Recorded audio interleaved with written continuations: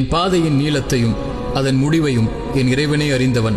நகரும் வரையும் நீளும் வரையும் என்னை இயக்கும் ஒரே ஒரு கேள்வி இந்த பாதையில், இவ்வளவையும் கொடுத்தவனுக்கு நான் எதை செய்தேன் என்ற கேள்வி மட்டும்தான். துவண்டு போகும்போதும் புறக்கணிக்கப்படும் போதும் என்னை அரவணைக்கும் இறைவனுடைய வார்த்தைகள் இவையெல்லாம். உம்முடைய இறைவன் உம்மை கைவிடவில்லை, உம்மை வெறுக்கவும் இல்லை. ஒவ்வொரு நாளும் உங்களது பிந்திய நிலைமை முந்தைய நிலைமையை விட நிச்சயமாக மிக்க மேலானதாக இருக்கிறது. உங்களை அனாதையாக கண்டு அவன் உங்களுக்கு தங்குமிடம் அளித்து ஆதரவளிக்கவில்லையா? மேலும் அவன் உம்மை வழி தவறியவராய்க் கண்டு பிறகு நேர்வழி காண்பித்தான். மேலும் உம்மை ஏழையாய்க் கண்டு பிறகு செல்வந்தவராயாக்கினான்.